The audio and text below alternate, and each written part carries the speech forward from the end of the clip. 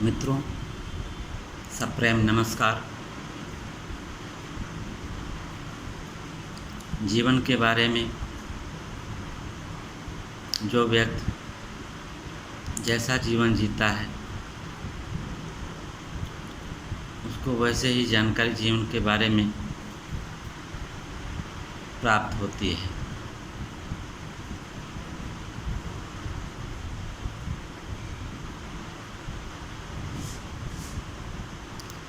जीवन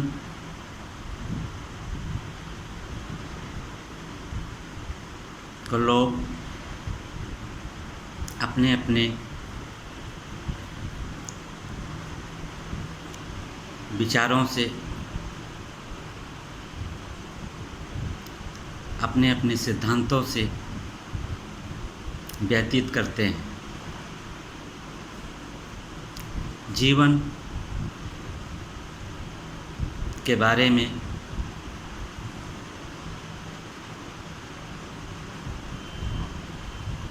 जब से मनुष्य की उत्पत्ति हुई है और आज तक अनेक विचार इस पृथ्वी पर पैदा है।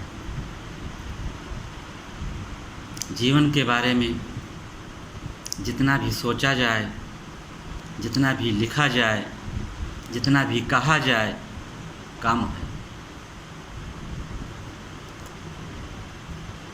जीवन के अध्याय में एक ऐसा भी अध्याय होता है जब व्यक्ति ठगी का शिकार होता है।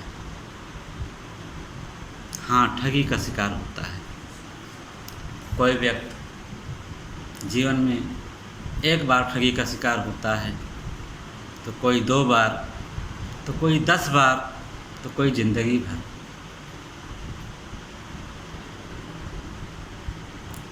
अब प्रश्न ये उठता है कि ठगी का शिकार होता कौन है और ठगी का शिकार करता कौन है? तो दोनों मनुष्य ही हैं।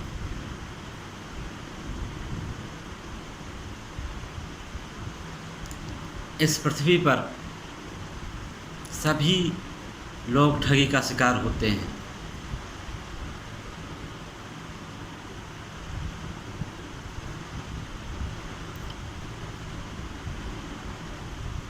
कुछ लोग तो स्वयं खुद को ही ठगते हैं,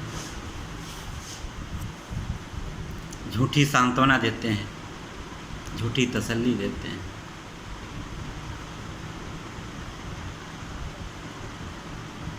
अब रही बात ठगने वाली, तो कौन किस तरह से ठग रहा है?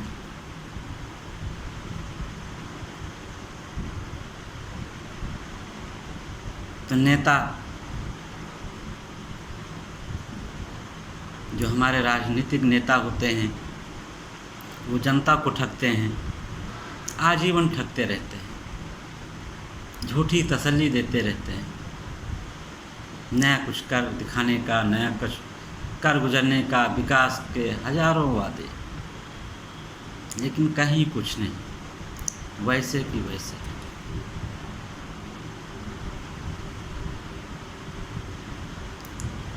अस्पतालों में चले जाओ, वहाँ पर अस्पताल का जो भी मैनेजमेंट है, जो भी व्यक्ति पहुँचा उसको ठगने के लिए बैठा है, और मजबूरी में व्यक्ति ठगता रहता है। मजबूरी में, उसके पास कोई विकल्प नहीं है। शिक्षण संस्थानों में चले जाओ, वहाँ भी उनका भी मैनेजमेंट शिक्षार्थियों, प्रशिक्षार्थियों एवं अभिभावकों को ठगने के लिए बैठा है। व्यक्ति ठगने को मजबूर है, ठगी का शिकार उसको होना ही है। अब यही बात बिजनेस में भी आ जाता है। यहाँ भी लोग ठगने के लिए तैयार बैठे हैं और लोग ठगी के शिकार होते रहते हैं। बेरोजगारी बेरोजगारी क्या न करवा डाले, जो भी करवा डाले कम है। पैसा, धन, दौलत, रुपया, ये जीवन की अनिवार्यता है, या यूं कहें जीवन इसके बिना चल ही नहीं सकता। सारे पाप जो भी ठग हैं, सब जितना भी वर्क करते हैं ठगी का, सिर्फ पैसे के लिए ही करते हैं।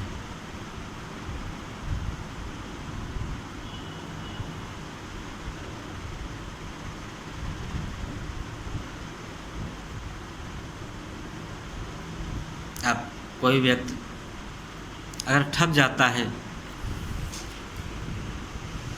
तो दोबारा न ठग जाने के लिए वो प्रयासरत रहता है कि होशियार हो जाता है। और कोई व्यक्ति ज़िंदगी में बार बार ठगता रहता है। ठगना उसका प्रकृति बन जाता है।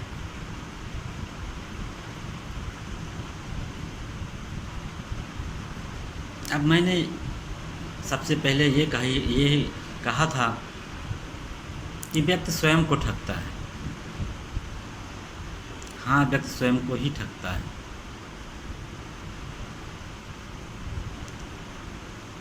जीवन का उद्देश्य ठगना नहीं, सत्कर्म करना है।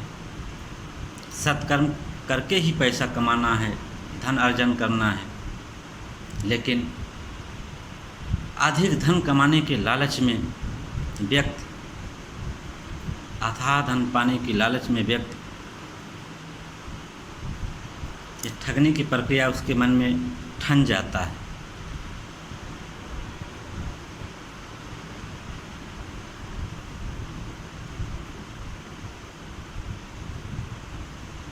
अगर हम आस्तिक हैं, ईश्वर में विश्वास है,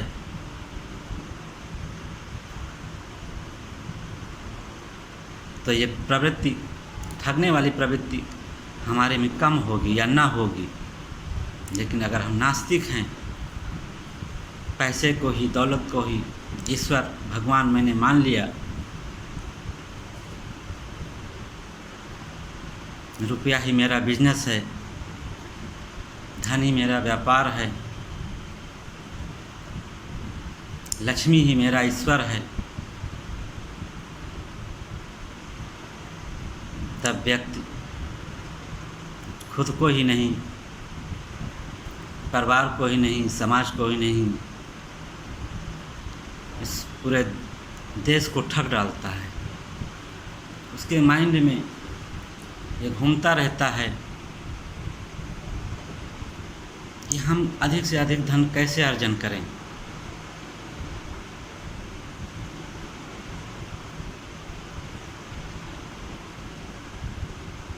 अपराध वो अलग बात है, लोग अपराध करके पैसा कमाते हैं, वो अलग बात है। मैं उस टॉपिक पर नहीं जाना चाहता, मैं सिर्फ ठगी की ही बात करना चाह रहा हूँ।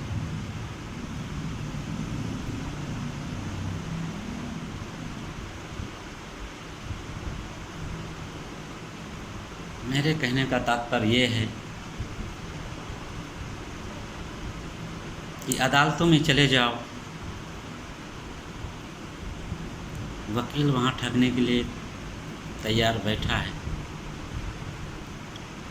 व्यक्ति जब से केस कोई शुरुआत होता है और जब तक उसका अंत नहीं हो जाता है, ठगता रहता है, ठगता रहता है। और लोग कहते हैं कि कुछ लोगों का जीवन तो मुकदमेबाजी में ही बीत जाता है। तो मेरे कहने का तात्पर्य यही है कि व्यक्ति जीवन भर ठगता रहता है। और वकीलों का व्यवसाय है पैसा कमाना, उनसे न्याय और अन्याय से कोई मतलब नहीं है, कोई लेना देना नहीं है।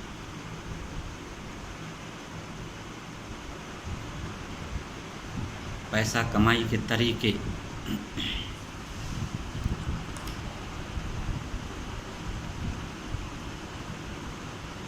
में ठग विद्या भी एक विद्या मानी जाती है, जो कि गलत है। अगर हम अपने मन से ठग प्रवृत्ति को निकाल दें तो हमारा समाज, हमारा देश उन्नति नहीं, बहुत ही उन्नति करे। इसके लिए देश का, समाज का हर एक व्यक्ति जिम्मेदार है।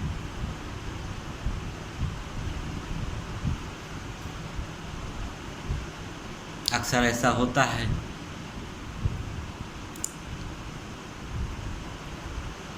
जो लोग एम्प्लॉय रखते हैं,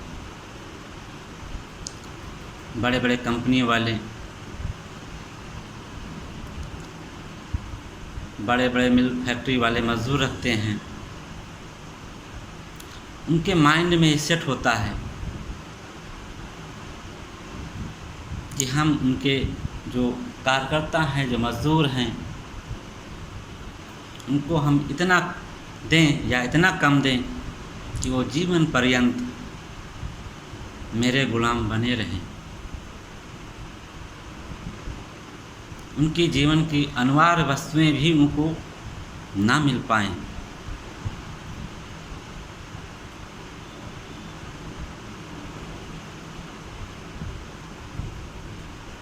व्यक्ति की प्राथमिकता होती है रोटी, कपड़ा और मकान। उसके बाद स्वास्थ्य भी आता है, शिक्षा भी आता है, इसके बाद तो तमाम आ जाते हैं। लेकिन जीवन के इस दौर में कुछ लोगों का जीवन तो रोटी, कपड़ा और मकान में ही व्यतीत हो जाता है।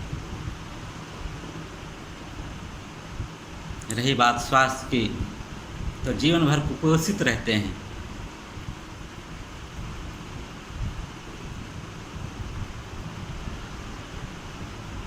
रही बात शिक्षा की, तो शिक्षित होते हुए भी वह अशिक्षित रहते हैं, मजबूरी होती है। कारण देश में इतनी बेरोजगारी है।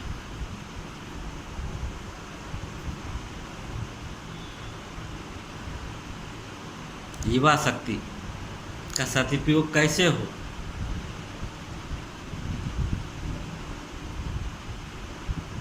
सरकार या अब तक जितनी भी सरकारें आईं मूक हैं, मौन हैं, युवा शक्ति का उपयोग कर ही नहीं पाती हैं।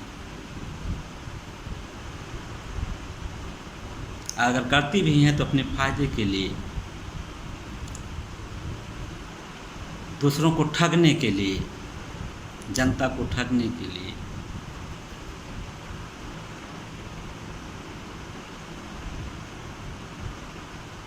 मेरे कहने का तात्पर्य यही है कि भारत ही नहीं, इंडिया ही नहीं, ये विश्व की बात है, समस्त विश्व की बात है। समस्त विश्व में लोग ठगी के शिकार होते हैं। मैं जो बातें कह रहा हूँ किसी एक देश की बात नहीं है, ये संसार के सभी देशों की बात है।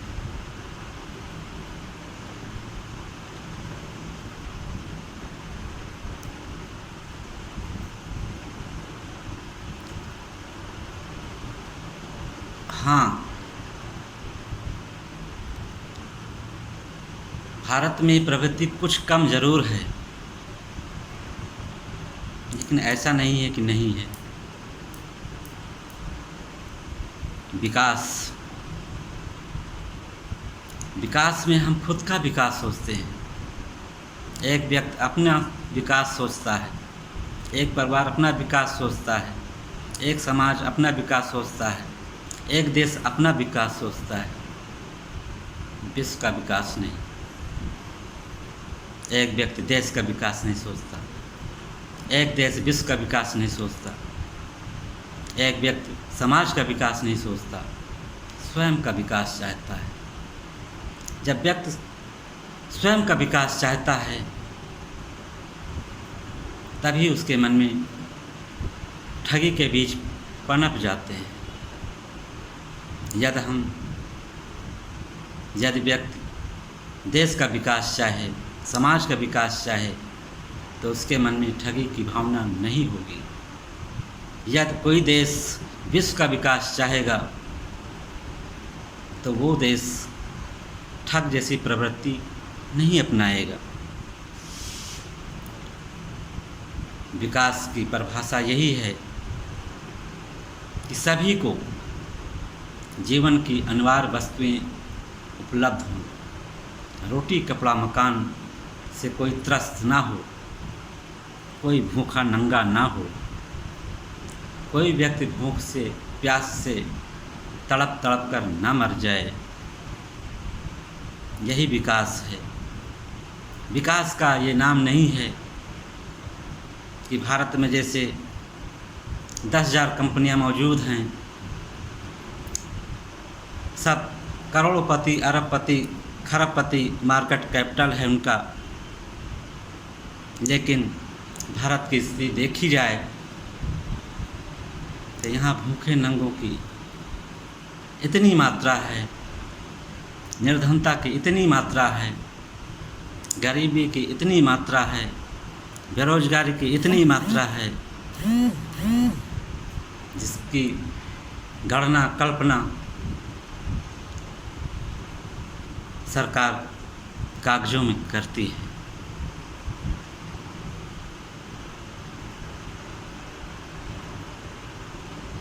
निर्धनता, गरीबी, बेरोजगारी दूर करने की जिम्मेदारी सरकार पर ही नहीं डिपेंड होता है। ये देश के पूंजीपतियों, उद्योगपतियों की भी जिम्मेदारी होती है कि देश से बेरोजगारी, निर्धनता को दूर करके देश को उन्नति प्रदान करें। लेकिन ऐसा नहीं होता है। क्यों नहीं होता है? बड़ी बड़ी कंपनियां, बड़े बड़े उद्योगपति बड़े बड़े ठग बने बैठे हैं, एक दूसरों को लूट रहे हैं, नीचा दिखा रहे हैं, इसी को कंपटीशन मानते हैं। कंपटीशन, प्रतियोगिता, मैं मानता हूँ प्रतियोगिता में ही व्यक्ति की, समाज की, देश की योग्यता और कौशलता को आंका जाता है, मापा जाता है। लेकिन क्या देश में जो विकलांग हैं, शारीरिक रूप से, जो मानसिक रूप से विकलांग हैं, जो निर्धन हैं, जो गरीबी में पैदा हुए हैं, क्या उनका ये भाग्य है? क्या ईश्वर ने उनको पुनर्जन्म का दंड देने के लिए उनको निर्धन बनाया है? जब बनाया भी है तो मनुष्य होने का, मेरे मनुष्य होने का यह दायित्व नहीं है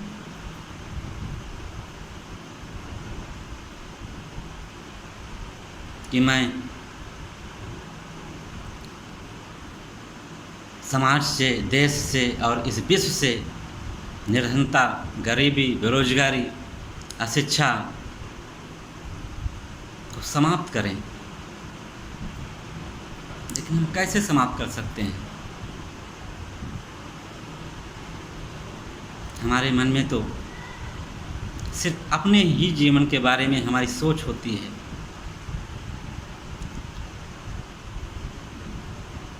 दूसरों के बारे में सोचना हमारे प्रवृत्ति में नहीं, या प्रवृत्ति में है तो सिर्फ अपने फायदे के लिए। या मैं ये कहना चाह रहा हूँ, इस ज़माने में कोई किसी का नहीं है, अगर है तो सिर्फ अपने मतलब के लिए।